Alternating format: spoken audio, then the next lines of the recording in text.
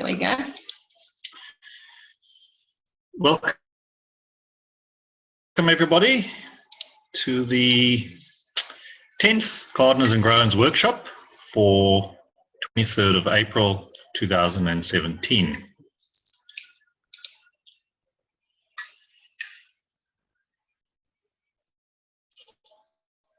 As per normal,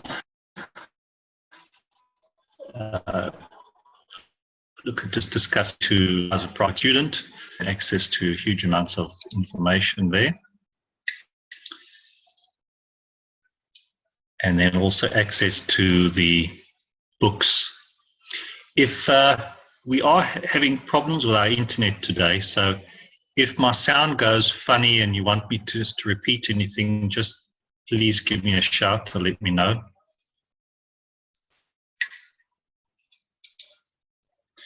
Okay, so what I'm going to do is do a little bit of a review from our very first workshop where we discussed the magro fields of plants, but then I'm going to introduce an additional concept to that. So when we get to that, I'll explain what it's all about. But first of all, just as a basic review, we discussed that plants have a magnetical and gravitational field. Each plant species has different shapes of leaves, arrangements on the branches, the size of the plant, its overall shape. So these all produce different magnetic fields. And then, as we said, tubers in the ground have a stronger gravitational field than soft fruits hanging on the trees, which have a stronger magnetical field. So you compare potatoes or carrots in the ground to soft hanging fruit, the majority of the soft hanging fruit in the trees. We also explain how the different heights of your plants, so from your sort of ground covers and different shrubs all the way up to the very tall trees. Your different heights of your trees also create different magnetic fields. Your different heights there of plants are interacting with the different fields. So the fields up at the very tall would be very different to the fields that have been received right on the ground. And this explains why when we go for our wonderful walk in the forests, we feel so rejuvenated. It's because we are interacting with such a wide variety of fields and the energy from the plants, and at the same time we are also feeding the various plants with our energy.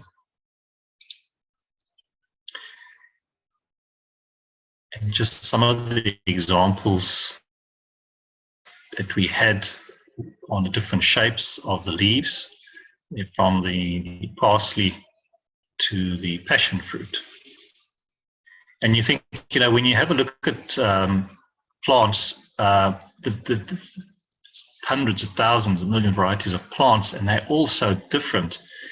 And then when you compare that to the human being, is we also similar. We have subtle changes in our cell and body, but essentially we're all the same. Yet we don't see that in the plant world. We see here such huge variety and diversity in the plant world.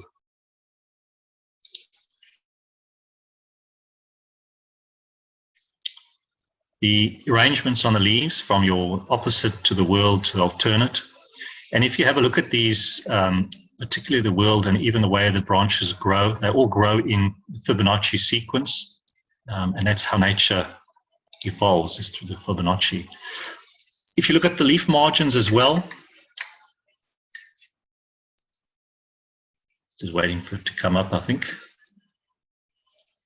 Yeah, it's slow. Yeah, it's slow. You look at very serrated edges compared to very smooth edges.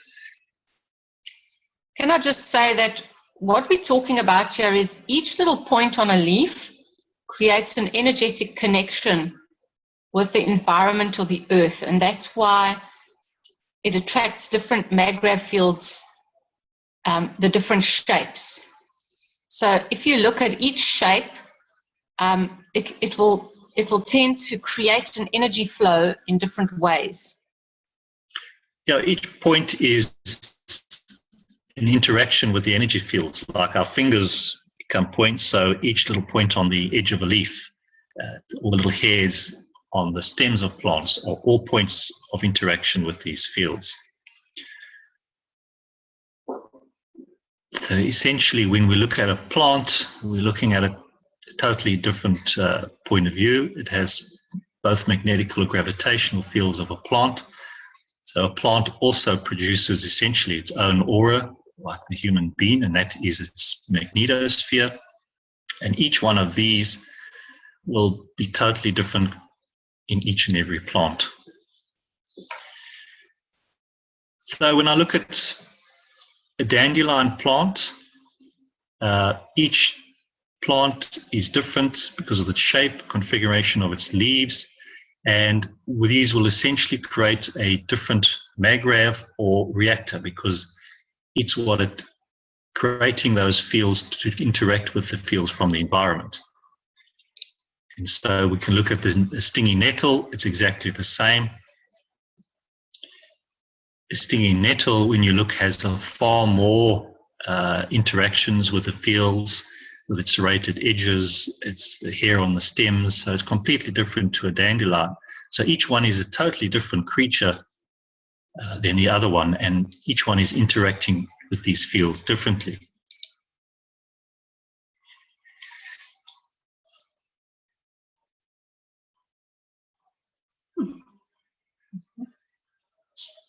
I'll put this picture in here. It's a picture of a soybean field, and we see this every time we drive down the roads and go out into the country. It's just acres and acres of the same thing. And many farmers will plant green manure like this to add nitrogen to the fields.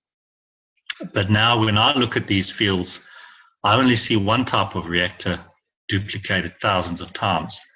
So you have one plant of a specific type interacting with the fields and nothing else.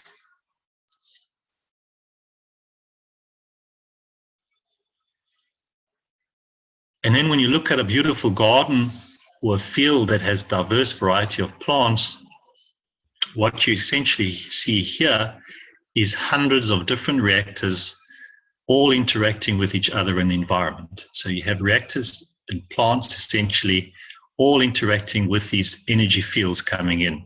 So in this area, you have huge interaction of the fields, whereas in your simple paddock with one crop, you are only having one type of interaction with those fields. And each one of these plants is interacting with the fields from the sun and from the earth.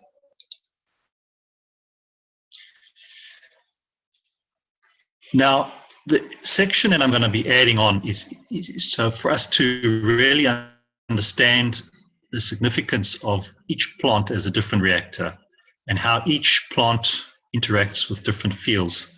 One first needs to look at what these fields are that we keep on talking about. What is the sunlight? And we have had a couple of emails or people asking a question. They say, well, you keep on talking about these fields. What are these fields? So that's the topic that I'm going to bring into the picture there, and you'll understand why it becomes so important.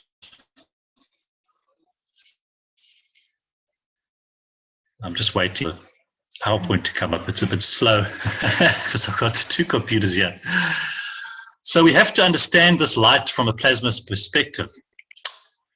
And before I continue, I just want to let you know that what I'm about to introduce is what I've gleaned from the books.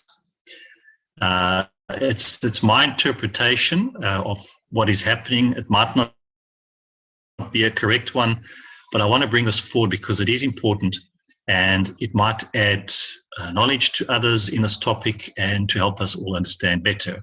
And if there's people out there that have maybe read the books or come across some of Kesh's teachings that can help us with this one, we'd be glad to hear from you. To start off with, I'm going to give a quote from one of Mr. Kesh's books, The Structure of the Light. Now, what he's saying here is the light has a plasmatic structure, the same as the plasma of the proton and electron, and it is made of a mixture of magnetic field strength, spiral, elliptical, cylindrical, composite matter-magnetic field plasma structure rather than the dynamic composite magnetic field spherical structure of the matters, the like of the plasma of the neutrons. Now, I hope you all understood that. It's clear as mud. A very big mouthful.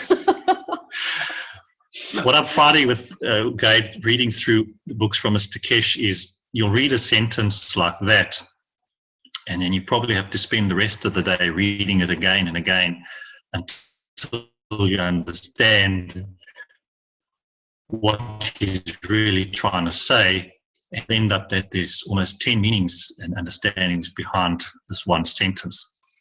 So I'm going to try and simplify it in what I understand it to be. We know that we've been taught there is the single spherical plasma, which has both magnetical and gravitational fields. And part of this plasma, or part of the fields, magnetic fields, is we have matter fields, we have transition matter fields, and we have the principal matter fields. So this plasma is made up of the three.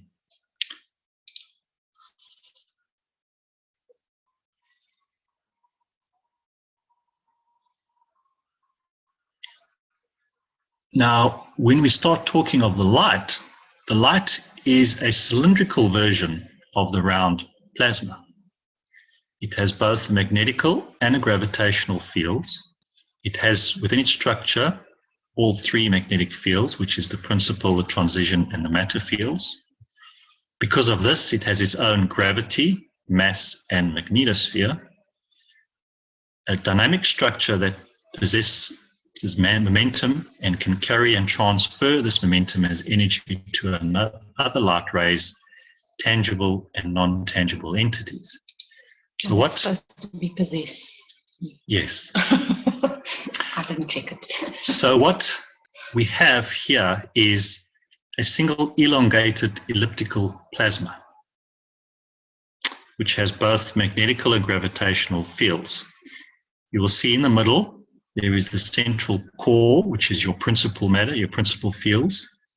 Then you get your transition fields, and then on the outside would be your matter fields. The north, and you get your polarities on you look at the length of the ray, and north to south. And my little squiggly drawing on the right is just a cross-section view of that. Now, does this shape, does anybody recognize this shape at all? Even with the squiggly drawing? Yeah, if you can understand that. Looks a bit like a maggrav to me. Okay. More specific?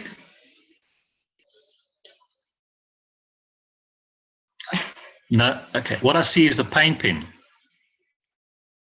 You've got, when we make the paint pen, we have our central pin, and then we have two coils. So we end up with three parts to our paint pen.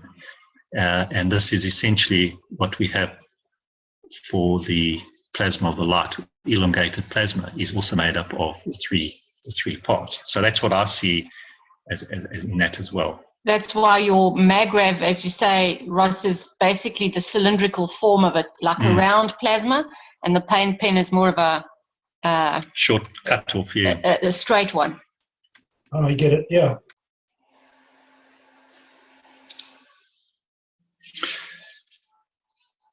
So light is not energy, but a physical plasma entity, just like the plasma of a proton or an electron.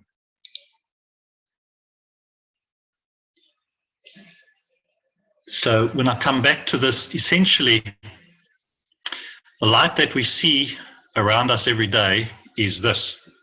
It possesses a magnetical and gravitational field, and it has its own magnetosphere. It has the three magnetical fields in it. And the understanding that we get is what we see as the light is essentially the magnetosphere of the light, because the outer layer, which is your matter fields layer, is interacting, and that is what we end up seeing when we see the light during the daytime is that magnetosphere of the ray of the light through the interaction of the Earth's fields and the Sun's fields. So essentially, what came to me was the spherical plasma is the same as an elongated plasma, which is your field or your ray of light.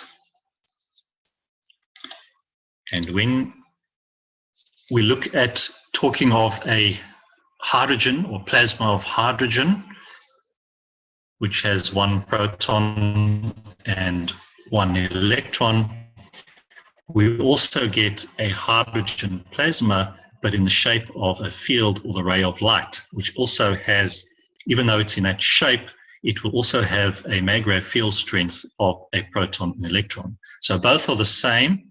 One's just in spherical form and one's in an elongated form. And we get this elongated form is basically when one plasma moves from one plasma to another. So the plasma of the sun, and we get the plasma of the Earth, and the rays that move from the sun to the Earth move in the form of a ray. So a ray of light. This is what I've read as well is the most efficient form for travel in space is in this form, because then as the ray is traveling through space, it is not losing field to the space environment, so it's able to retain its almost full strength from one point to the next. So the travel of a plasma is from one plasma to another is in the form of plasma rays. So now we begin to look at this picture again. And so we are having all these rays of sun having different mag-rav field strengths coming in. And they are only interacting with one type of plant, one type of reactor.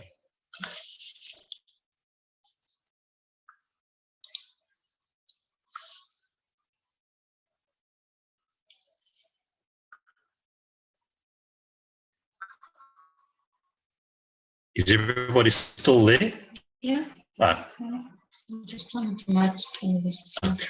And when you're at this garden, hello? Okay. Right. Oh, there we go. What? This was taking long. Oh, Yeah. I say it's still there. Okay, I thought we lost. So now when we look at a plant with this field of the garden variety of plants, essentially now we've got all these multiple reactors interacting with a huge range of these fields. So these fields are all around us all the time of different mag-rav strengths, which are going to be interacting with the plants. So if we don't have the plant, if the plant is not there, then no, it's going to be no interaction. So when we look at... You're very far behind, Jimmy. Just, so, yeah, okay. Just like, okay. So when we go back to this picture again, we know that this field is being essentially bombarded by a huge variety, billions and billions of varieties of different mag-rav field strengths of this light, which is interacting. But if it doesn't find a match in the plants, because we've only got one type of plant there, most of these fields are just passing by and there's no interaction.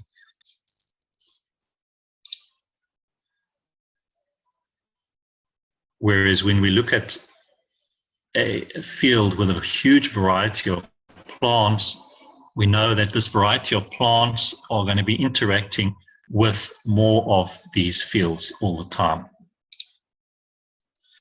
So these, in summary, these fields are all around us at the same time. Only when they find a match will they interact with us or the plants. What I will do is, in the next workshop, is I'll go into more detail on how these fields do interact with the plants. But I just wanted to try and give you an idea of what this light is all about. So with one type of plant in your field, you are missing out on everything else. And as Mr. Kesh says, you're happy with the crumbs instead of getting the full benefit of the variety of the plants in your field. Because if you're feeding, if your plants are allowed to pull in all the fields from the sun and create all these different minerals and all sorts of things, then when they go back to the earth, you're allowing the earth to gain more fields, and you are allowing that area of the planet to gain a variety of fields. Yeah, because as the plant grows, and so you get from a small seedling to a huge plant, you have a huge biomass.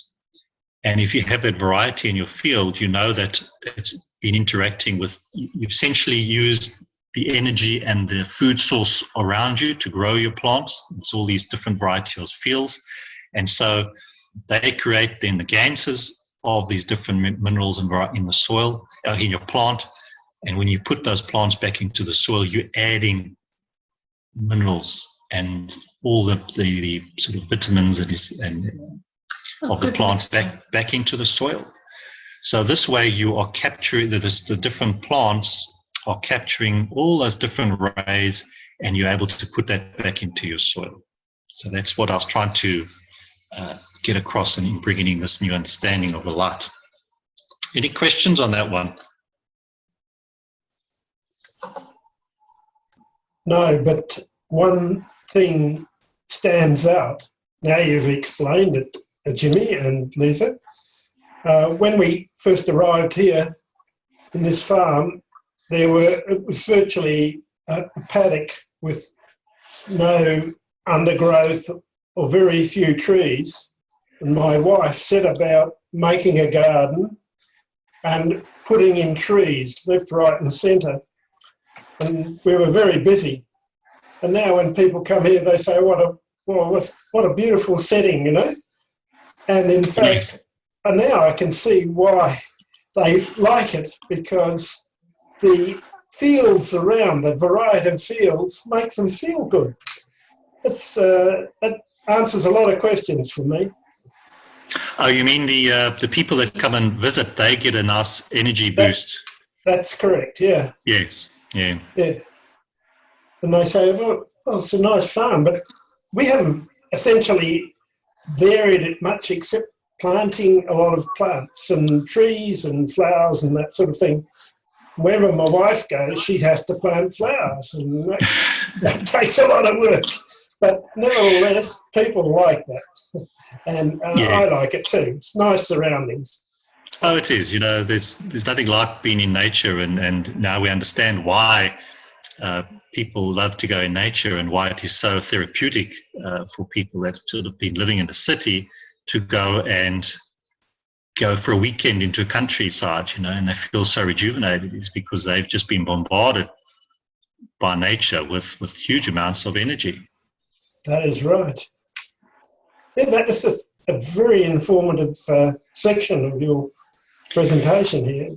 Yeah, the light is a big one, and you know, that's what I've started on, because I've been trying to understand this whole photosynthesis story, and I've begun to realize that the plants are the same as a human being. Is that, you know, we just thought we were getting our energy from eating the food, and now we know that's not the case. We're getting our energy source from a huge variety of areas, and I think the plants are the same.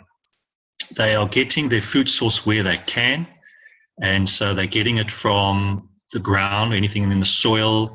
They're getting it from the water that we feed them. If we're feeding them nitrogen, they're getting it from there, and majority of getting it from the fields, this light that's all around us. And so it becomes a big part of understanding how the plants grow, and also trying to give us an understanding when we're trying to spin reactors and how that's supposed to work to feed the plants. So we have to understand how the plants taking their energy before we can fully understand how to give it to them. So this is all part of the next exploration down the Kesh journey. So any other questions or comments?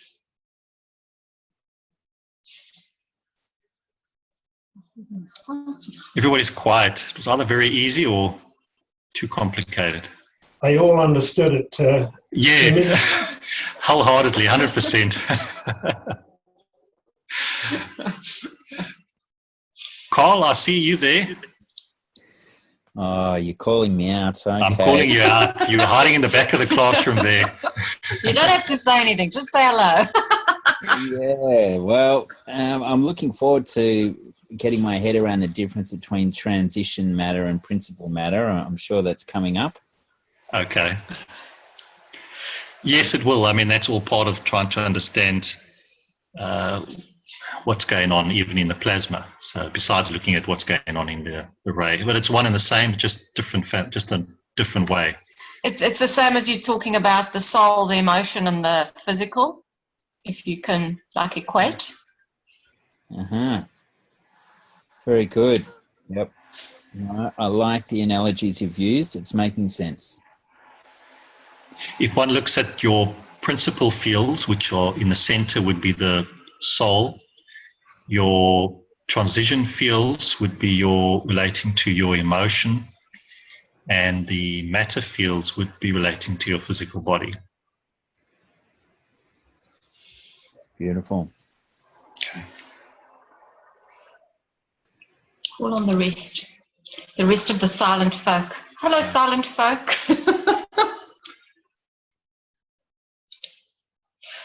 Any other comments there? Nobody wants to talk today. Yes, I want to talk. Hello. Hi. What? I have a question. Jimmy, what Can you introduce is... yourself? Yes, it's Marco. Oh, sorry. Can you explain what is a field? It is like we are using fields, but what is the field? You know, for example, we are using electricity. We all know how to use electricity, but electricity is not moving of electrons in the metal wire. No. Nobody knows what is electricity, and I want to know if we know what fields are. Yeah, talking of electricity, I've also spent watching a couple of, I think it was about 2 weeks ago, watching a couple of YouTube videos on somebody trying to explain electricity. Because I thought, well, if I understand how electricity works, then maybe you can understand how you can create electricity with all this plasma. And yeah, I also came to the conclusion that nobody knows how electricity works. I also asked an electrician friend, and he says, well, he doesn't know, and he's an electrician. He says it just comes in one end out the other end. So it was a good question. The fields are The traveling plasma. essentially, it's a plasma, but it's traveling. It's in motion. In this example here, we've understood that we get a plasma of hydrogen, which is in a spherical form. But now if one looks at the sun, and the sun is essentially made up of hydrogen. So all the fields and energy coming off the sun is essentially the principal fields of hydrogen. So that plasma of hydrogen will be traveling from the sun to the earth, but not as a spherical plasma. It will be traveling in the shape of a ray here, or field of light. And that's essentially, so it's the same, but one's in motion and one's not. And also, when you get the interaction of two plasmas, the field is what travels basically between. That's what we're saying. Yes. So if you've got two GANS patches, there will be fields similar to these light rays that we're talking about, feeding between the stronger feeds the weaker, so that it will travel through. And that's what the fields that will feed your body with a plasma patch, for example. So if we equate it, another way to explain it is, we know the sun is giving off hydrogen. And so when we make our CO2 and we put a patch of CO2 on ourselves, that patch is giving off the fields of CO2. But the field travels, and it has a field strength of CO2, and it travels as a ray. We don't see it. I mean, we don't see everything around us, but that's how it travels. Does that explain? Not quite, but we have a detailed thing on how the fields create the matter in the earth and all of this, but this isn't really the forum for it in terms of the gardeners. We're looking more towards creating a different type of teaching which goes into the basics of plasma, so that we can really get into exactly all these little details. Does that answer your question, Marco, or some way? A little bit. Unfortunately, it doesn't, because what you explained is what fields do. So you explained properties of fields, but you didn't explain what fields are. So I know this is a very, very difficult question. It's a good question, because we all essentially learn, as you say, we learn all these words, and now we have to start really picking these words apart and deciding what they mean. And it's a good question. What are these fields? What is all of this? And so we try and pick it apart and explain. Yes, we'll slowly get there. Because now we are in the phase, so to speak, when we can use them.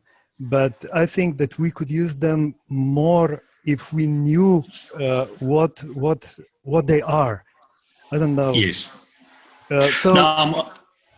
Yes, I just wanted to say that sooner or later we will get the answer. So thank you. We will, and this is what it's all about, is to try and encourage other people to, we show this what we understand, and if there's anybody else that maybe has a better understanding to come and let us know as well, because it's very difficult for just one or two of us to try and pick this apart. We need a lot of people's inputs to try and pick these topics apart. And the creation of the plasma is also a very long detailed topic, which I'm happily cover in one of the workshops, but that will probably also open up more questions than anything else. But it's one way we can explore. Yeah, Jimmy and Lisa, you are doing great work. Thank you very much for this. No, it's a pleasure. We're trying to break through the ignorance and misunderstandings. We're all there. Yeah. It's something to do with dimensional characteristics. We're trying to explain something dimensional and in another dimension in a third dimensional terms, which is extremely difficult, just like electricity. It is, because we don't see it, and so we don't understand it. When I had a look, I don't have it now, I can show you the next workshop. I had a look at when I was trying to understand photosynthesis and even this light. It was quite comical, the definitions that scientists had come up with on explaining photons, because they also, which they say is the light, is photons light, because it's also just theoretical. We really don't know what is this all about. And the more we're digging into the science, the more we're realizing that the scientists don't know either. And everything is built on theories on theories. That is so. And when they trying to break down matter to its simplest form, they just keep going. And it just gets finer and finer. Yes, and more nonsensical as far as I can see. Yeah, we're barking up the same tree here. But everything stems from magnetical fields. That is the principal core of everything in the universe, is the magnetical fields. And it's when these magnetical fields interact with each other, that's when you start creating the attraction and repulsion fields, which is the magnetical and gravitational fields. But everything, the principle stems stems from a single magnetical field that interacts with another one. Which, if you read all three of Mr. Keshe's books, it might give you some understanding of that. And so that's not one discussion, that's 100 years or 500 years discussions, I think. But I'm happily bring it up in the Gardens and in this workshop, you know, if people are interested. I just didn't want to bore people if they weren't that keen on really delving into the knowledge. And so you can just let us know, and we can go into a lot more detail on these things. I think in some regards it's more academic, because when we look at the situation, we cannot tie it down, to simple matter, and that's what we're looking for here. Yes. A good example of that is the way the MAGRAV works. You feed in electricity at one end, it goes through a device, and virtually you can touch the device, which is right from a live electric wire, I should say, and then it goes back to electricity. Now, who can explain that?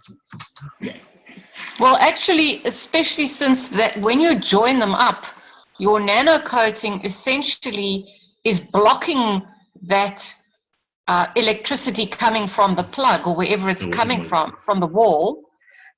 So in essence, it's not even going into the center of the nano coating to the copper. So No, it is. It is, but it isn't, because it's you know, supposedly infinitely, what's the word for it?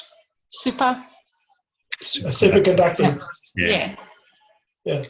But if you press hard enough on the nano coating, it becomes conducting. How about that? Yes. Don't do that. I won't push too hard.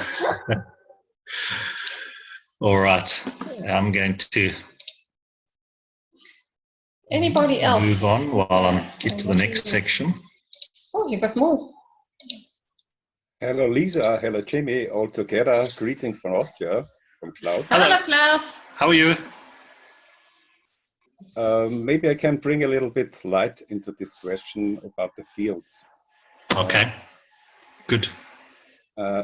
By any interaction of magnetical fields, or when some electrons or ions move, it builds up a field, and the field is built up from a point to a spherical shape. It radiates out, and as I mentioned before, it radiates in the same time in.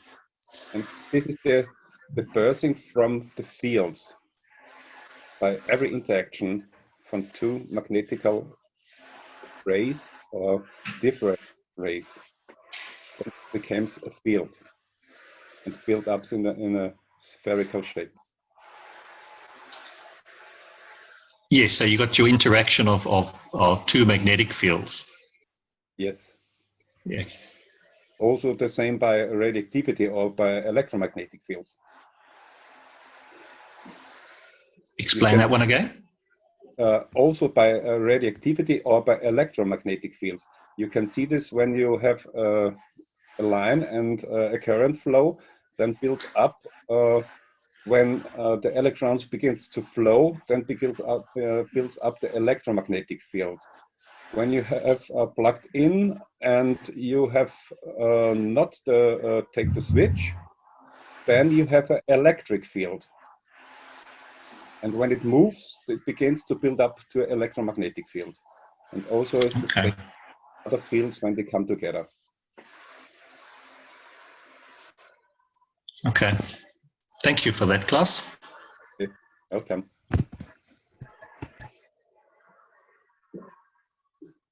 Hello, Jim and Lisa. Yes. Hello, Alex. Hello. Good morning.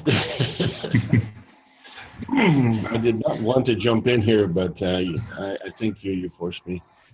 It's a very good question by Marco and a very good answer by Klaus there.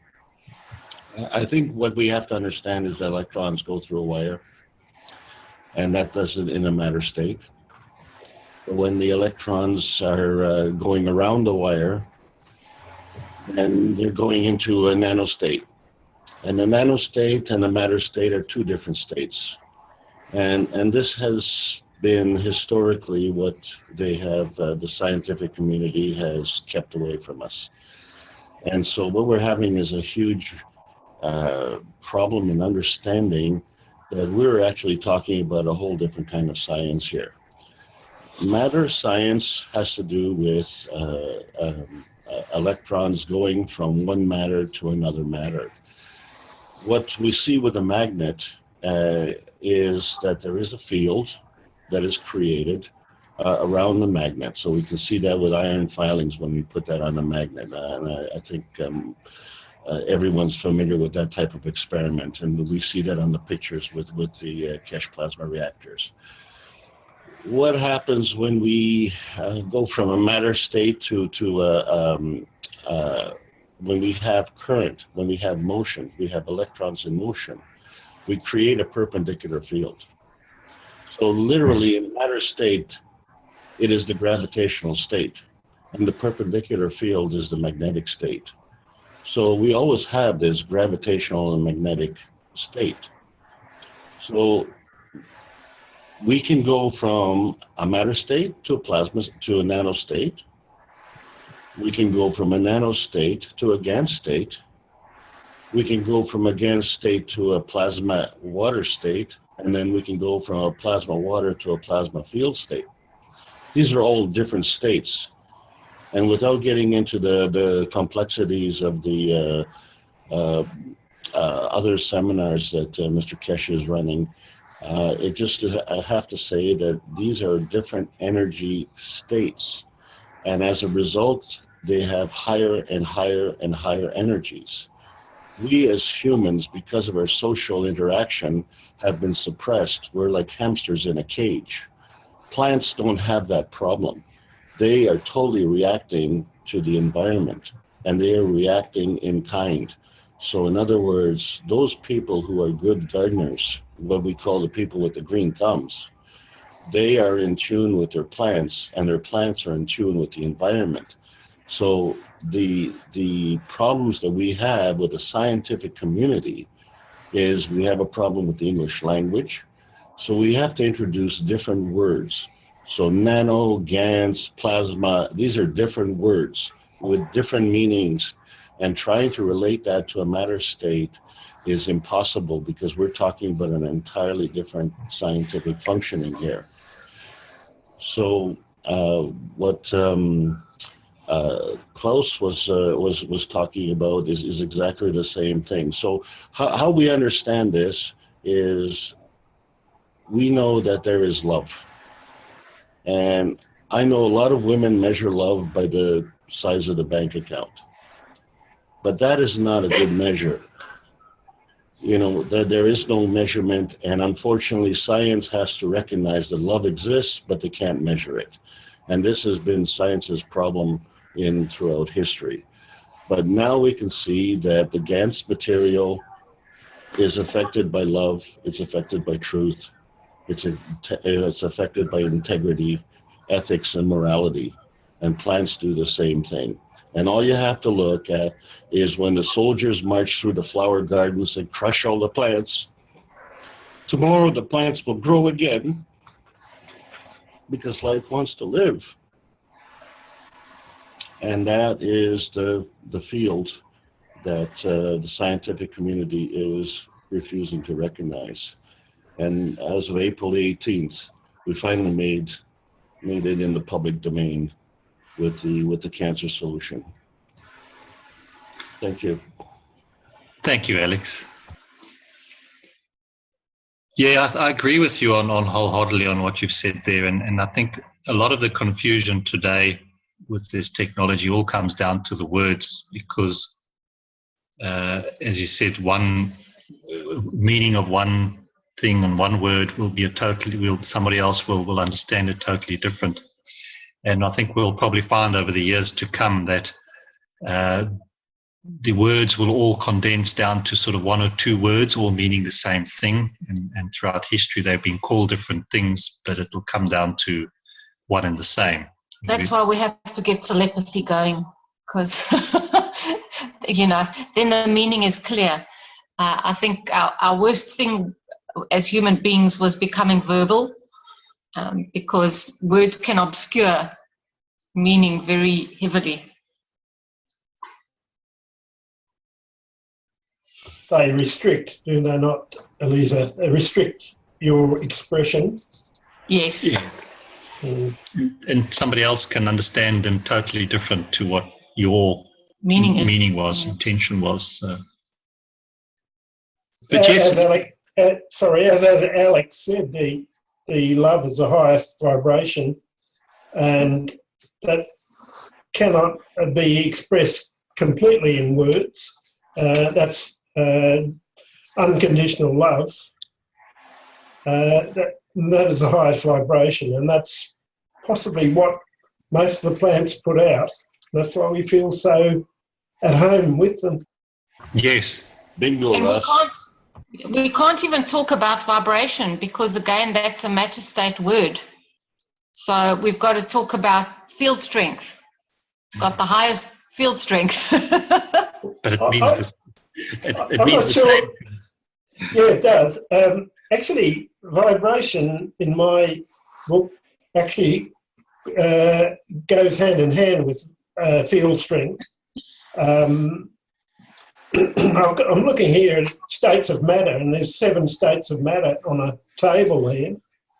And as the most energetic goes up, it goes up to 7 states, and that is probably the highest field strength at the 7th state of matter. And energy is actually beyond matter. I think you get beyond when you get beyond matter after you go through solid, liquid, gas, plasma, photonic, and then on to 2 other states of matter. But it's the vibration, because in fact the GANs was measured at 27,600 hertz. Our natural vibration occurs, the human vibration normally occurs between 3,600. But as you become more advanced, obviously, your vibration goes up. And it goes up to that of being a Christ-like being of, say, up 28,000 hertz. Buddha, Christ, Krishna, etc. And I know people who have actually seen these beings, and they actually have an enormous plasma or field strength around these guys. Yeah, I think, as I said, it comes down to different words again, and I think often when Mr. Kesh says when one has to elevate our soul, we've all got that strength of our soul internally, but we're probably so far disconnected and so far removed with our physical body, and that we need to bring that closer to our soul, and in that way we will elevate and increase our field strength. That is correct. And we aren't so disconnected, as you say, by virtually having this discussion and understanding these things. We are raising our virtually vibration rate, or our plasmatic field, as I said, anyway. No, definitely. Okay. Anybody else would like to say anything? No? All right. So now, I thought with the change of seasons in the Northern Hemisphere, hopefully you're coming into some warm weather there, Klaus, and getting rid of all the snow and in Austria there. So I've looked at certain protocols that people can follow, almost like a sort of a step-by-step process that people can follow, because we've also received a couple of emails on people saying, okay, now how do I use this plasma in my gardens and my farm, and what must I do? So I put together a bit of a list on what people can follow, and the idea for this is to so that if we all follow a very similar way of doing things, then we can build up quite a lot of nice supporting information from as many people as possible around the world. So in this way, we can put together a sort of a database of how plasma starts affecting the different crops and in the different climates. Because what we've seen with our results, and that's used to do with the plants growing in water, and Ross's results there in very harsh climate, we're getting the same similar effects that it's having onto the plants. And so if we can get a lot more people to do the same similar experiments around the world, we'll be able to build up a huge database and say, yes, this is what happens when you apply this GANS and that GANS, and this is how we can change certain types of crops and plants. And so this way we'll get a lot more information quicker and faster if we have a lot of people doing some work around the world. So I thought, okay, as a step one, just wait. There we go. Is if you've been growing on your farm before, you would have had all your historical data on yields and days to maturity, etc. So you'd have had all that information. And that is, or it becomes your baseline for your farm. Now, I've emphasized this because we've experienced that once you start using the plasma on your farm, it becomes very difficult to do comparison plantings. One can do it sort of the first time round, but the second time round it becomes very difficult because the whole area is, affected by the plasma. And so you cannot really do comparison plantings directly as the scientists have done in the past. So our thinking is what we can only do is to compare it to historical data, so that if you know, on average, if you planted a couple of acres, you've got a certain yield. And if you start using the plasma now over the next couple of years, and you can see whether your yield, how much your yield has gone up, and that we can use as data to prove exactly what's happening with the plasma, and not so much direct comparison testing, because we know how these fields interact and influence over a wide area. And so the whole idea is to keep accurate records on what you've done and photographs of everything that you've done, just like we've done and like you've seen from Ross, because there's nothing like photographs showing exactly what's going on. So if you can keep all those records and photographic evidence. Then step two, from what we've understood and what has worked very well, is to soak your seeds in the liquid plasma water of the CO2 as your starter. Experiment with some seeds by soaking them in the liquid plasma water of zinc oxide and CH3, or other water of ganses that you might have produced. If you've done different ganses, just see what happens. Vary the soak time from 1 hour to 10 hours and see what the results might be. For farmers that are using mechanical seeding machines, I'd sort of just recommend that you soak your seeds for 1 hour, remove them out of the water and let them dry. And at least those seeds you can still then use it in your mechanical seeding machines.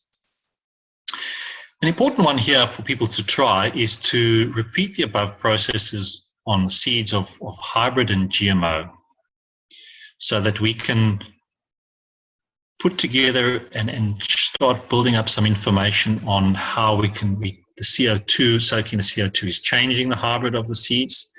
Because if we allow those plants to grow to maturity and collect those seeds, see whether those seeds will regrow again, because generally that's what hybridization does to a lot of the seeds.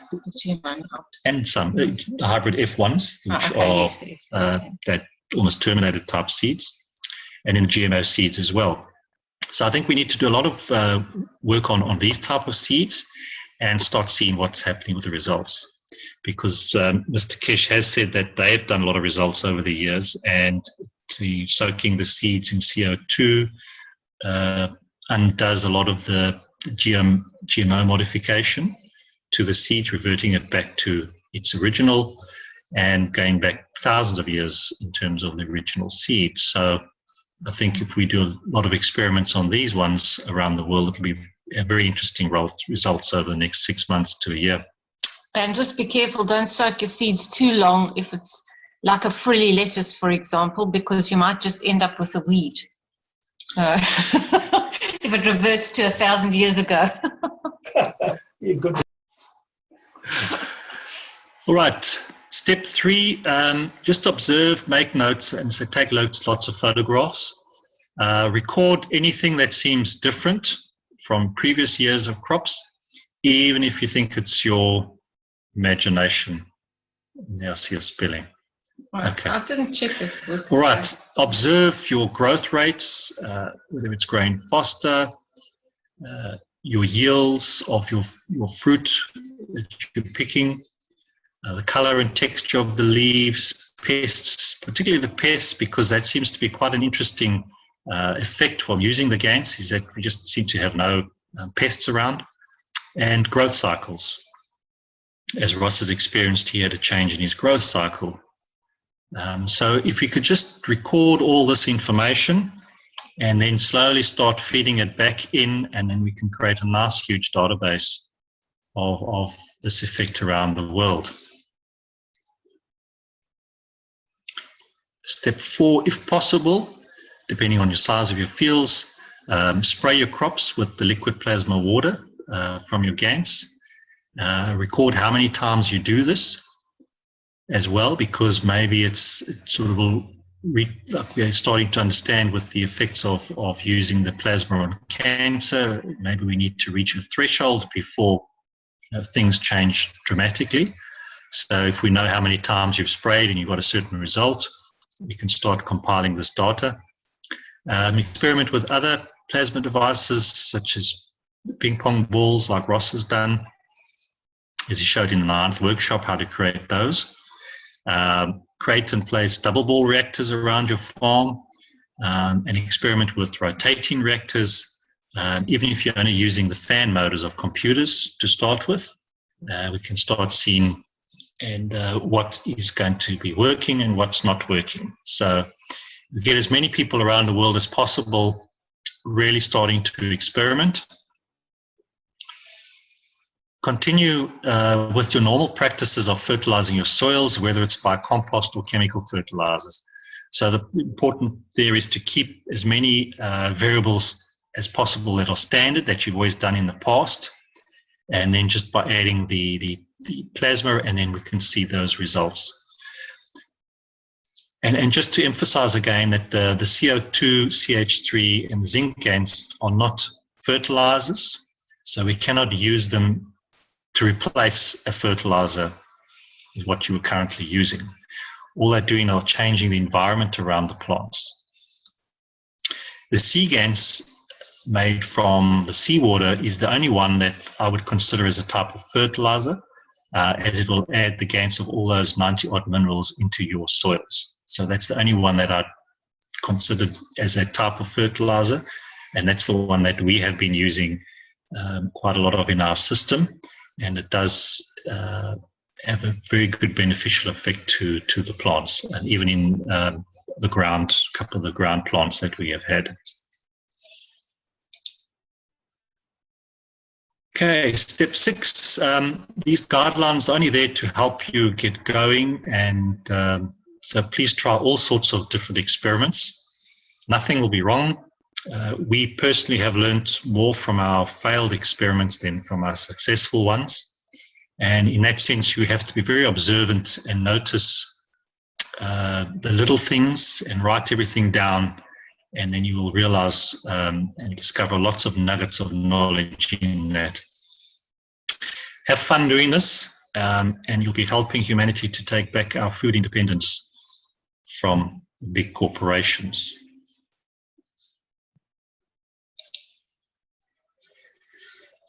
And this is just, we've got 1 or 2 photographs here of our spinning reactors that we've started to place around our farm. That's the one Now we've put them in, because they're outside and they are exposed to the weather and the rain and the elements, we've put them into a little plastic Tupperware box like that. So we're trying to just protect them from the rains, especially the electronics. So this is just our very simple, quick method to protect them. And they are double balls, and you can see inside there's it's a copper ball that we're using as the inner core, and then we've got the outer core. Now we've got 3 of them set up at the moment in a sort of a triangle star formation, and we just wanted to see any effects on this before we sort of added a 4th one to create the star formation. And we think we have noticed the plants sort of it's difficult, better growth of the plants, but at the same time, it was also coming into a nice change of season. We've had very good weather. So it's very difficult with all these changes to bring in a change of season, because we're not too sure whether it's just a change of season or whether it's the added benefit of these reactors. So we'll have to give it a long more time to see what's happening. What we have discovered, though, is the lettuces that we are growing, I must say, even at the best times we've ever grown lettuces, and the best lettuces we've grown, they look better than that. So that's all I can say. So we'll have to test over a bit of a longer period of time, but they definitely seem to be very high quality that we're getting with these spinning reactors. Please, have you a picture for the 3rd reactor also? No, Klaus, no. I gave you 3 pictures. We did take of the 3, but I just thought I'd put 2 up because they all look the same. What can you tell from the photograph? But the fields are different. The first one is more magnetical side, and the second is more detoxifying. Say that again, detoxifying. Detoxifying. What do you mean by, explain that further? Okay. It shows me that different elements come in a state of transmutation and build up new elements. As your theory with the accumulation from the O's and the N's and all these things. I see this as a second reaction. Okay, so we'll have to give you a picture of the 3rd one. Yes, thank you. I don't know if I might be able to do it from this side. Yeah, also we, that inner ball is a brass ball, and we were in very much of a copper ball, very much of a hurry to get these up and running. So we also had to redo some of them by nano coating the copper ball, and also seeing those changes. But we were just so excited to get them up and running.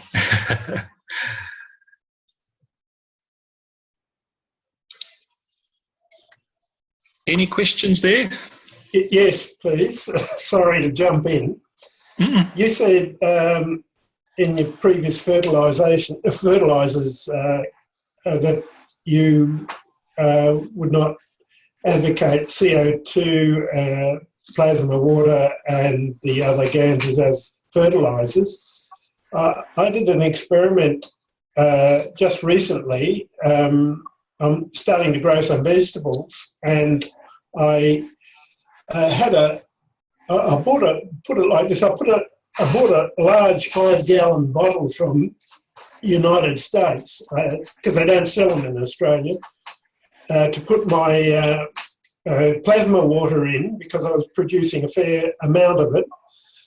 And I intend to modify this bottle, but I had to empty the plasma water, so I put in a bucket and I put it, I didn't have time to dilute it, so I more or less put it over the surface of the ground where the plants are, and next day, or 1 or 2 days later, they showed extraordinary progress. And although I've got a plasma ring of ping pong balls around it, they virtually took off, but it wasn't sustained as such, but they really took off. And I'm thinking that maybe in the concentrated form, CO2, that's the plasma water I was using, seems to give them a bit of a spurt, and maybe in that form it acts a bit like a fertiliser, perhaps. I'd have to try this again, but so I'm just wondering, in the long run, I've got another plot running somewhere else, whether actually plasma water may eventually be able to replace fertilisers. What do you think about that, Jimmy, Lisa? Yes, it may be able to replace a fertiliser. The point we're just trying to make is that you don't use it. It's not giving the effect like a conventional fertiliser is. You know, we discovered this early on with our lettuces, is that it's changing the whole environment and it's creating a healthy plant, which a normal fertilizer doesn't do. So that's why we're trying to emphasize that there's other effects involved here.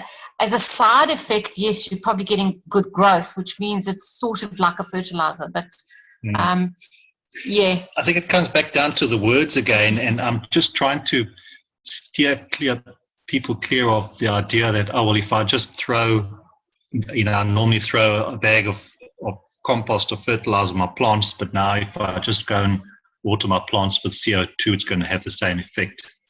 I'm just trying to explain to people that there's a huge difference in that. Yeah, I understand fully what you're saying. Yeah. I think in the long run we'll see how it turns out. But it'd be good to get rid of phosphates, as far as I'm concerned. Anyway, it's virtually making some of the soil unworkable, especially for plants.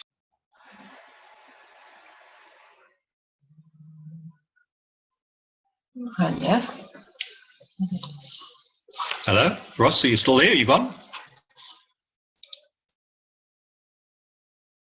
Still here. I just keep turning my mic off, that's all. Oh, okay.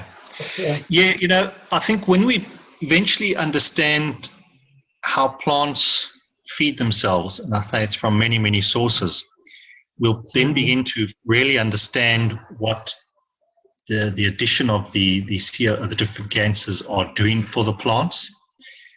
And then we'll probably begin to understand that maybe in some way, also almost like a roundabout way, it does act as a bit of a fertilizer for the plants, but not in a direct way that we understand current fertilizer use. Yeah. I understand that. Yeah. Yeah. Well done. Thanks, Jim. Okay. I think the reason why you're not getting a sustained thing there, Ross, as well, is what we've got to figure out with the plasma, which is one of the things I seem to think is it's like a law of plasma, you can call it. The stronger will feed the weaker, but then they come into balance. Oh, yes, of course. So you end up by taking away from the strength, and then it balances out, and then you need to feed it the strong stuff again. So, especially with water. With water, you say? Especially if you're using the liquid plasma, it needs you know, many applications, and also with the ganses. Even if you're throwing ganses on your soil, eventually they will come into balance with your plant, and then you need to rejuvenate and give more, because they'll have given and given and given. You know, a gans in a bottle sitting on your shelf is not the same as a gans that's working in the ground to feed all your plants.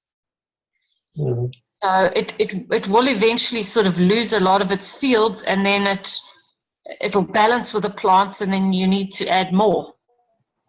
I'm thinking the plants may become balanced, but I think, as I understand it, the ganses operate for hundreds of years. Is that correct? In a bottle in on your shelf, yes. Oh, I see. You know, it all depends as to what you're using it. You know, if you're constantly adding water to it and you're drinking the water off, you're going to find that eventually your nanoparticles slowly disappear and you're going to have to make more. Yeah. So if it's just sitting on the shelf, yes, it will. But if you're actually actively using it and interacting with it and adding water to it or putting it in your soil, or yes, at some point it's going to lose enough fields that it's not giving the same strength anymore.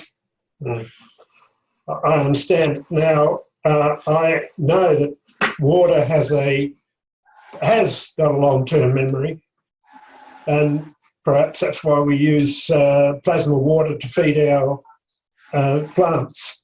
It stays in the ground unless in my case, it may dissipate because it goes through the box. I got elevated boxes for some of the vegetables. I'm also trying tests with vegetables in just a normal soil surrounding and without plasma, and they aren't doing so well. I'm feeding them plasma water. I think Alex asked me once whether I had a different method of feeding the plants with plasma, and I'm feeding this lot with plasma water, and another patch I've got with ping pong balls, as you know. Yeah, that's the whole idea. Is you just have to play, you know. And at the moment, you know, I sort of view it myself as a gunshot approach. We try a whole lot of different things until we begin to really understand how the plants work in their use of their energy. Then we can really start narrowing down and focusing on how to best get the best out of the plants and do the best for the plants. But at this stage, it's still a gunshot approach until we can get some, even if we try and get some better understanding from Mr. Kesh as well, which we'll be pursuing. Thank you, Jimmy. Ross, Thanks, Ross. Ross, the reason I asked that question was because you're a terrestrial farmer and Lisa and Jim are hydroponic farmers. And I wanted to find out, you know, how much energy is conveyed to the roots there. But as Mr. Kesh has pointed out, that probably 80% of the growth rate is affected by the plant above the soil level. So with the leaves and the stems and the flowers and things like that. You're 100% with respect to the CO2 plasma balls, because these carbon dioxide definitely affects cell respiration. And so when you've created the right environment there, then the plants responded in kind. If 80% of the growth is affected by the leaves, then you're finding that 80% of the spurt in the growth is also affected after the leaves break through the soil, like after the seed breaks, and then you're starting to get into the greenery. This part of the seminar, there were two subjects, Jim, that you brought up, and that had to do with how you hydrate the seeds before you put them in the ground, and then afterwards with the plants. And those are two different subjects, because we're talking about below and above the level. In the first part of the seminar today, you showed the field reaction of the seeds. Of the leaves and the roots. And the interesting aspect there is that the fanning out of the roots is almost as mimics the fanning out of the leaves above the ground. So in other words, the diameter of when you look at the diameter of the plant from leaf tip to leaf tip, you'll find that the roots are doing the same thing, and this is what creates the toroidal field. What I'm zeroing in on here is that you're watering the seeds for 1 to 10 hours to eliminate the genetic modification, and that is terrific. That is fascinating. I really love that aspect of it, and I think we need to explore that more. because that is at the base of one of our biggest problems. The second thing, the fertilizer aspect of it. The fertilizer, I think, as a word, has such a wrong connotation. Totally, I think nutrients is a better word. So, and I find that a lot of the fertilizers are, as Ross alluded to, is just actually changing the nature of the soil. And you know, really the NPK standard, the nitrogen, phosphorus, and potassium standard of the fertilizer industry, and this is my opinion only, is that it's totally bankrupt. So what we're looking at, what I'm excited about with the plasma technology is that it is recognizing the fields, the plants understand that. They don't have to go to a scientific school or a seminar to understand that. They just respond in kind. And I think what we have to do is listen to the plants and look at how they're reacting and act accordingly. One last point I'd like to make, I apologize for dominating here, but this would help with Marco's earlier question. Water sitting in a puddle we call that a swamp, and it stinks. And water that's flowing is life-giving and has a lot of energy. So the standing water has no energy, the moving water has a lot of energy. And Klaus showed that in the Vortex water feeders that he has designed, how he can impart the energy into the water just as he's feeding. And you've also done the same thing with the CO2 bottles in 21,000 liters of water. That is just unbelievable. That is just fantastic. So the way we impart energy is really what the plasma business is all about. So we are now starting to work with the earth, work with the universe more. Thank you. Thanks, Alex. Yeah, you know, when one looks at the root structure of the plants as well, how they fan out, the roots are interacting with the fields coming from the earth, which are sort of your oxide type fields.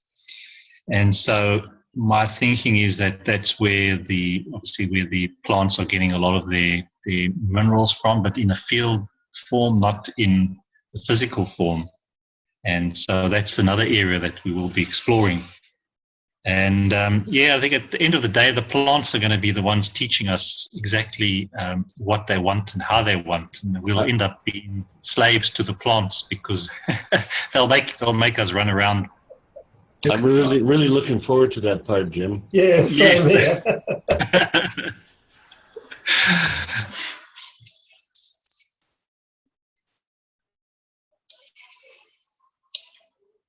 Klaus, did you want to add anything on the water there? Because you've done a lot of research on structuring of the water.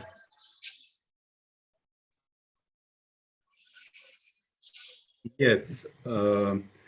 At first,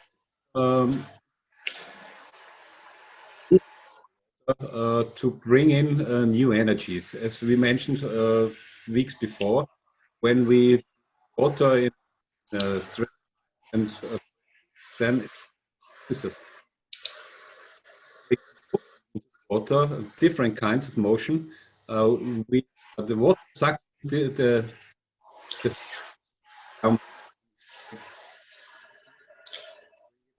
whole spectrum to the plants, or more to the plants. Klaus, can you just repeat that? You were breaking. I couldn't hear. I don't know with anybody else. Maybe Okay. It's just me. Couldn't hear it here. Okay. Go in the office. Come in a half minute, okay? Oh, okay.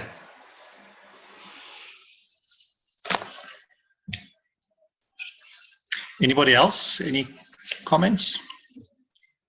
Would like to say something?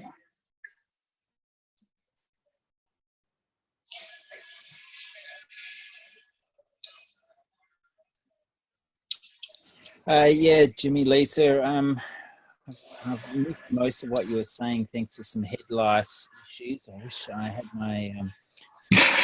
Not for you, I hope. My kids have head lice, so we'll have to try the CO2 on that, of course. Of course, yes. And I've just found out... With a good deal of neem. Neem? Yes, neem is the answer. It's good. Yeah, neem is good. I got some.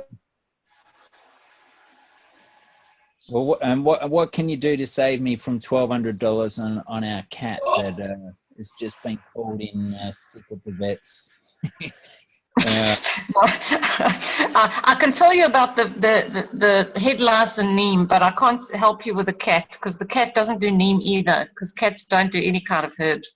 But yeah, if you have a look, there's some lovely neem products that you get for lice that work a treat.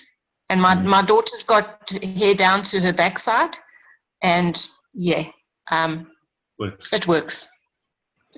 So I was going to comment that it's just incredible seeing the size of our kale and red mustard giants at the moment. The kale leaves are almost as big as my forearm. They're just huge. And the red mustard giant as well. So yeah, our water tank is gathering all sorts of fields, going from CuO3 to CO2 to seawater GANs now. So. Okay. You must take some photos, eh? Yes, I must. Yeah, get some good feedback photos for us. Excellent. All right, well, that's it for me. Thanks, Carl.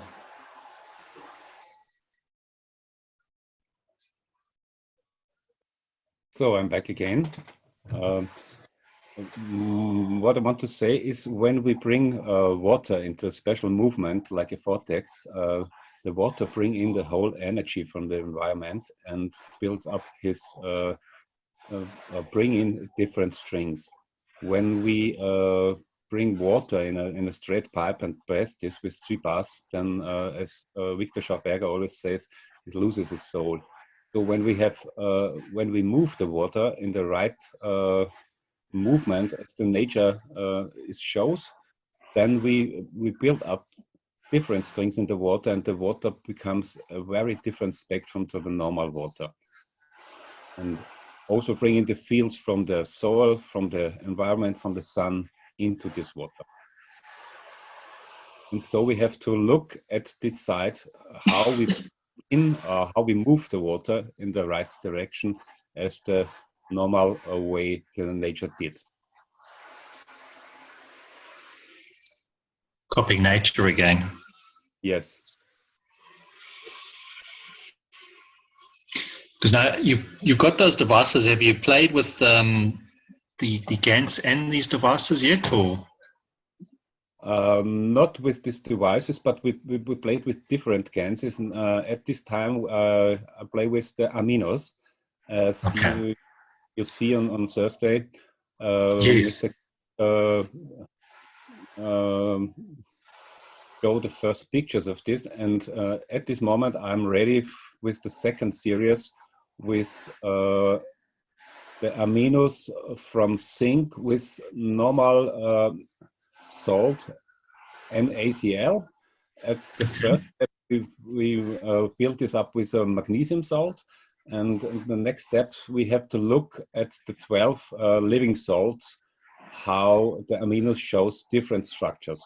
And I can show you in some minutes when I start the second computer, I can show you the pictures from the aminos and the different structures of the aminos. Okay, you got those already, and yes. Yeah.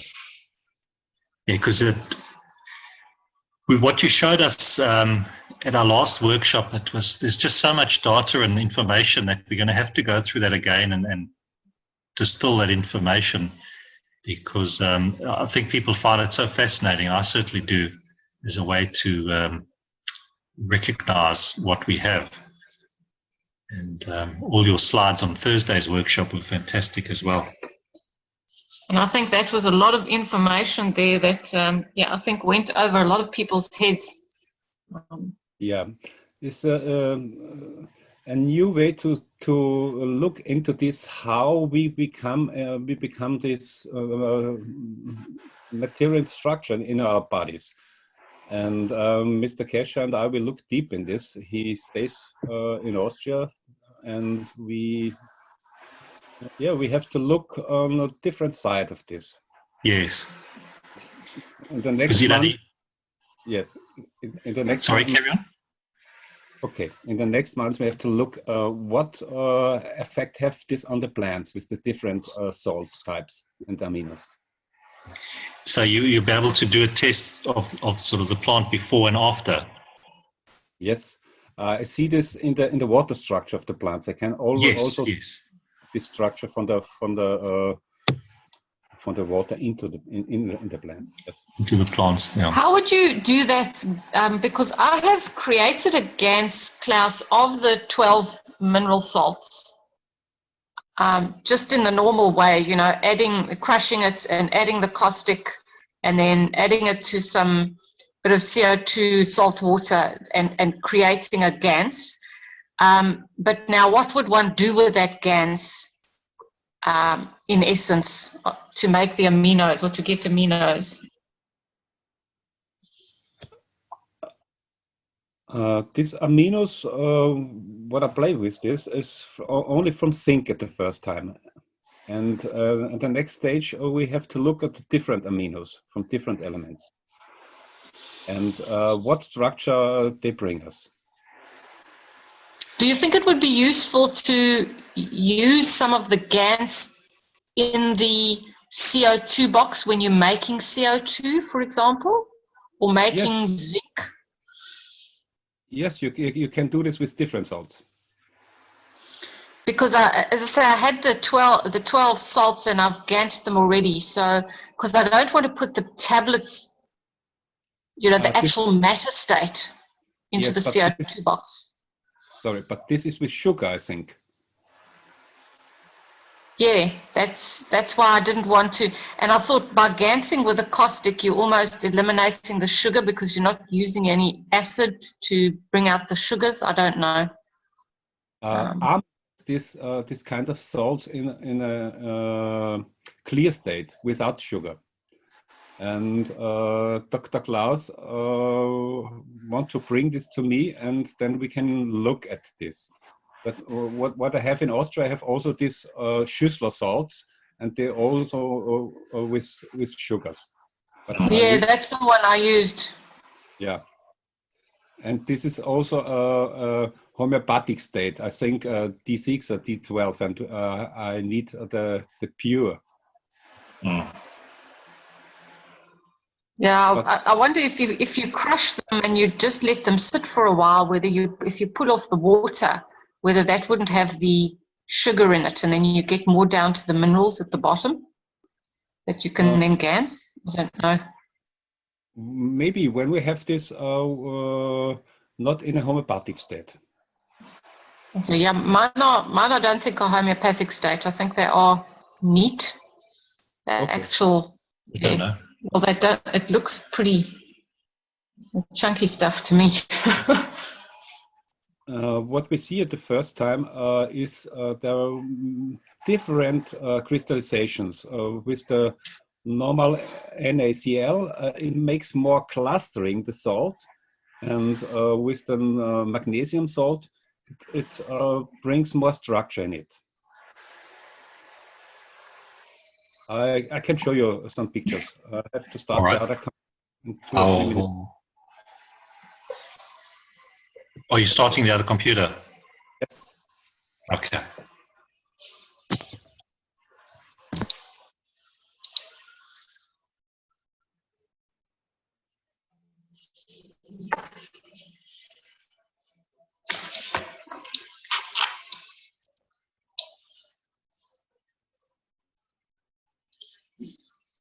Anybody else wants to add something while we're waiting?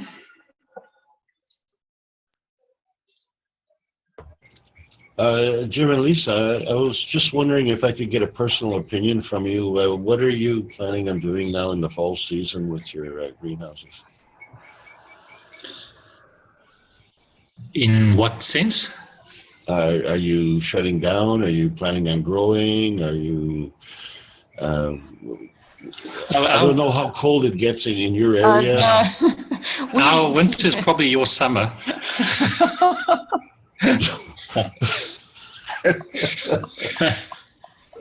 We go 53 weeks a year here.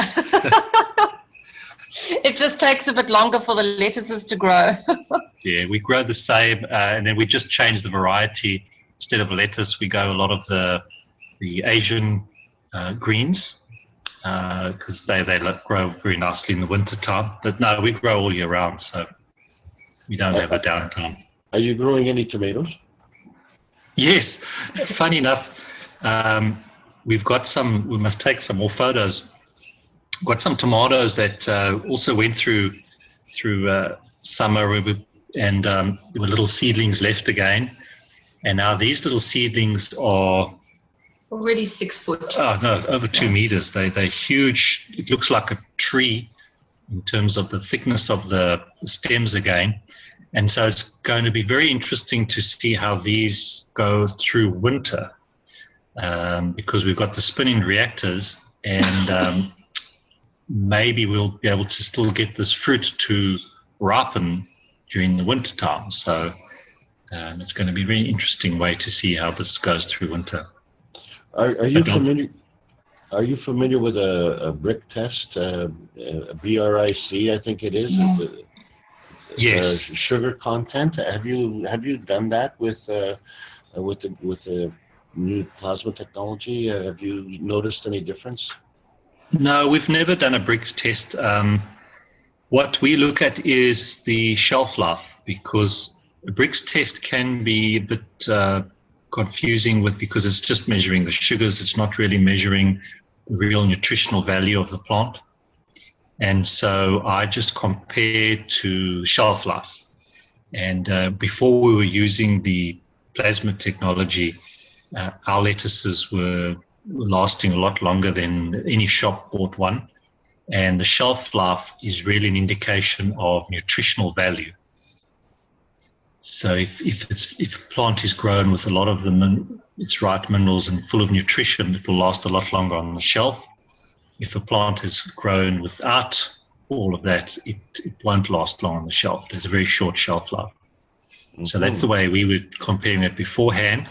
And with obviously now with the plasma, the shelf life has gone even higher, as we've seen with some of our experiments. So. Oh, nice. Thank you.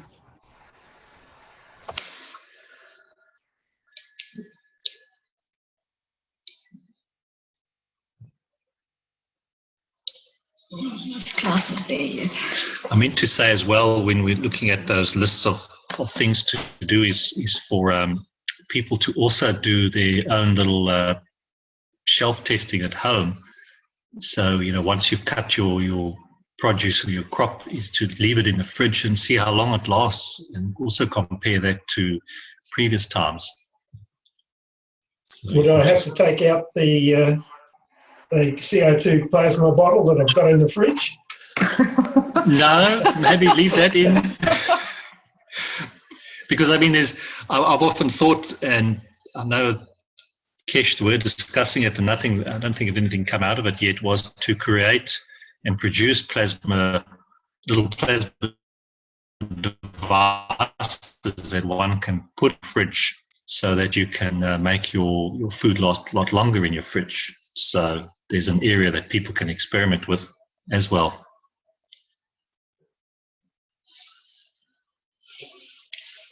Can you allow me to show my pictures? Yes, I'll stop sharing their class. Yep.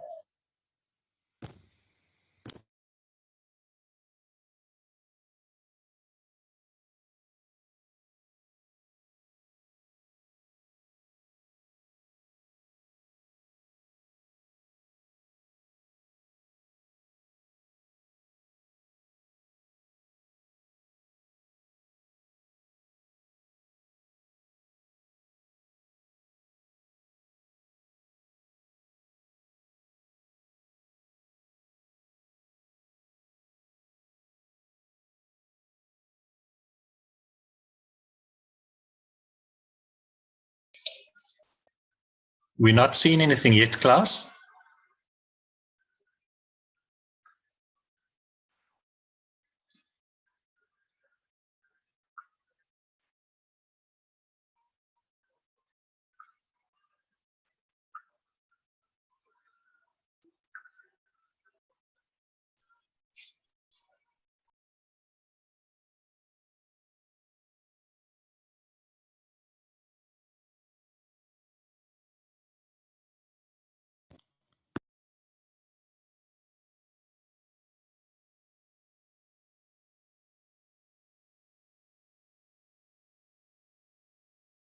So, and here it is.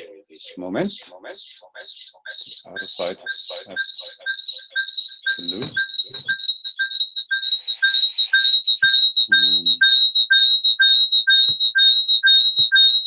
So, no interference. Okay, can you see the screen? Yes, we Yes. can. Good. We go down.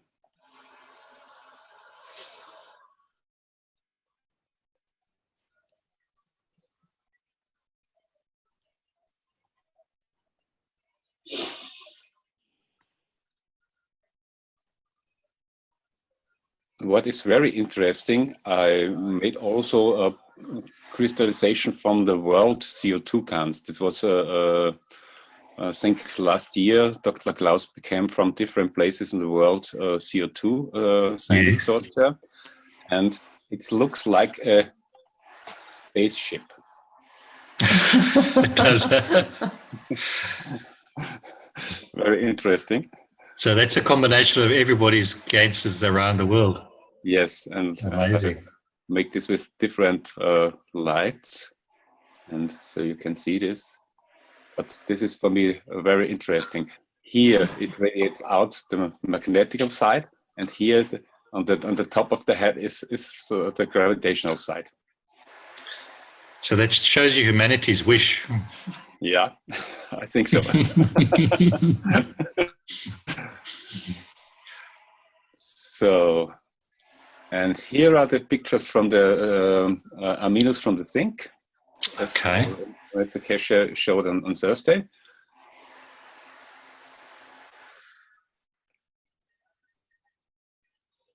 And this are with no salt, natrium chloride. Very different. The So same is that table salt then? yes, Sodium chloride. table salt. Yeah. Wow. The same zinc. Yes. And it clusters. Oops. Okay. Oopsie, sorry.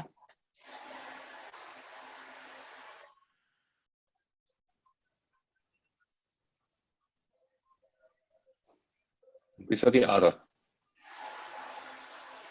And so I want to make this with different salts, the same thing. Yes. I must say your magnesium salt is very much prettier than the, Yeah. the salt. Yeah. This was sea salt from France. Okay. What is that telling you from your past experience in that? What I see is it structure many the molecules bounded very very good with this form of salt. Okay. And you see this in the different sections.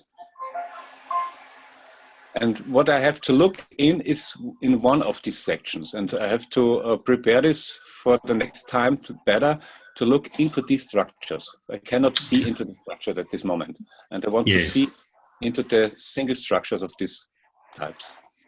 Then I can say more. This work was ready for 2 hours. Oh, okay, fresh off the press. Yes. Oh, that's great. So I Thank have you. to look at different things of this. But yes. What I see is that the form building forces bring it to the outside, yes. And in the inside, it's not so much structure. Do you think this is also almost like what we were saying earlier with your tangibility and the physical on the outside with less on the inside? And maybe this is why the salt is actually creating our bodies in a way. Yes, I think so. I have this to discuss with Mr. Keshe, but I think so. This is one reason for this, yes. And when I can look into these structures, I'm very interested in this. What shows me this? Because it looks a little when we build up star systems, like the spiral of a galaxy. Yes. Yeah. In the inner part, it's more energy, and then the other part is more a material state. Yeah. Okay, that's for the first time. Beautiful. You know, we'll see to repeating themselves all the way around. Yeah. And so we have to look what is the best condition to bring it also to the humans or to the plants. Yes, in what form? Yes. Mm. Yeah. Okay, I stop sharing. Thank you. Thank you. Thanks, Klaus. Thank you, Klaus.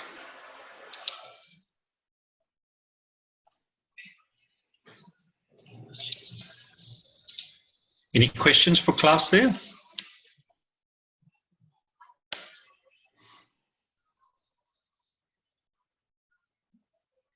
No. Klaus, so you're going to be doing the same sort of experiments with all the 12 salts then as well? Yes, the next time. Yes, okay. That'll give us a nice insight into what effects they're going to have.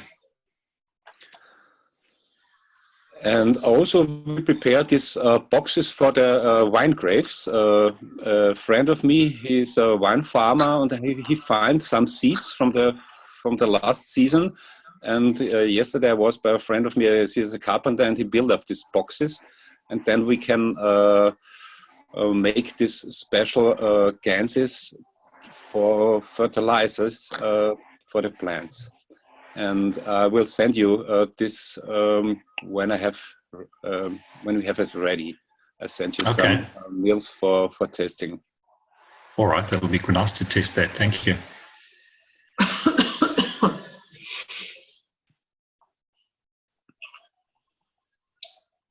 Any other questions for Klaus? Anything in general? All right, then our next workshop will be only the 14th of May. That's the second Sunday of May. And so that gives us a bit of a 3-week gap between now and the next one. So thank you for participating, and we hope we learned something today. And thank you, Klaus, for your lovely slides there. And thanks everybody for their input today. And we'll see you next time. Thank you. Thanks, everybody. Thanks. Great seminar. Thank you. Thank you all. Bye.